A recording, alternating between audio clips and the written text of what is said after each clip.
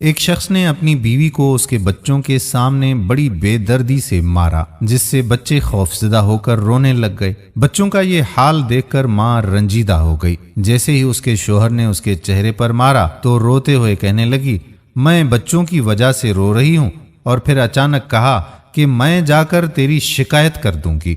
شوہر کہنے لگا کہ تجھے کس نے کہہ دیا کہ میں تجھے باہر جانے کی اجازت دے دوں گا؟ بیوی نے کہا کہ کیا تیرا خیال ہے تو نے دروازے اور کھڑکیوں سمیت سارے رابطے کے دروازے بند کر دیے ہیں، اسی لیے تو مجھے شکایت کرنے سے روک لے گا؟ شوہر انتہائی تعجب کے ساتھ کہنے لگا، پھر تم کیا کرو گی؟ بیوی نے کہا کہ میں رابطہ کروں گی۔ شوہر نے کہا کہ تیرے سارے موبائل تو میرے پاس ہیں، اب جو تو چاہے کر۔ جیسے ہی بیوی حمام کی طرف لپکی، شوہر نے سمجھا کہ یہ شاید حمام کی کھڑکی سے بھاگنے کی کوشش کرے گی، اسی لیے شوہر جلدی سے بھاگ کر حمام کے باہر کھڑکی کے پاس کھڑا ہو کر انتظار کرنے لگا۔ جب شوہر نے دیکھا کہ یہ عورت نکلنے کی بالکل کوشش نہیں کر رہی ہے تو وہ واپس اندر آیا اور حمام کے دروازے کے پاس آ کر کھڑا ہو گیا اور اس کے نکلنے کا انتظار کرنے لگا۔ جب وہ حمام سے باہر نکلی تو چہرہ وضو کے پانی سے تر تھا اور لبوں پر بہت ہی پیاری سی مسکراہٹ سجا رکھی تھی۔ بیوی نے کہا کہ میں تیری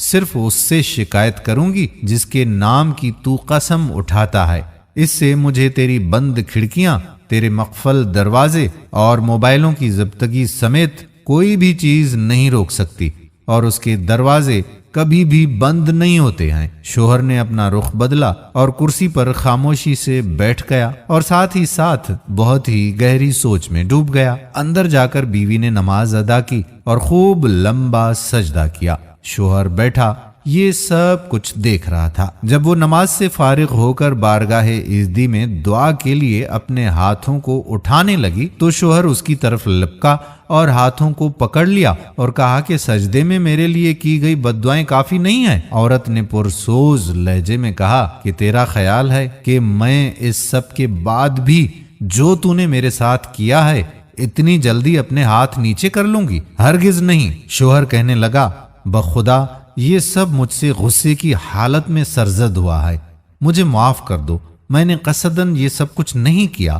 بیوی کہنے لگی کہ اسی لیے میں تیرے لیے تھوڑی دعا پر اکتفا نہیں کر سکتی، بد دعائیں تو میں شیطان کے لیے کر رہی تھی جس نے تجھے غصہ دلایا۔ میں اتنی احمق تھوڑی ہوں کہ اپنے شوہر اور شریک حیات کے لیے بد دعا کروں گی۔ یہ سن کر شوہر کی آنکھوں سے آنسوں کی جھڑی شروع ہو گئی اور اس نے بیوی کے ہاتھ کو بوسہ دیتے ہوئے کہا، میں آج آپ سے وعدہ کرتا ہوں کبھی بھی آپ کو برائی کے ارادے سے ہرگز ٹچ نہیں کروں گا۔ دوستو، یہ وہ نیک بیوی ہے جس کے بارے میں اللہ اور اس کے رسول اللہ صلی اللہ علیہ وآلہ وسلم نے خیر خواہی کی تاکید کی ہے کہ تم ان کے بن کر رہو، وہ تمہاری بن کر رہیں گی۔ اللہ تعالی ہم سب کی بیویوں کو ایسا نیک بنا دے۔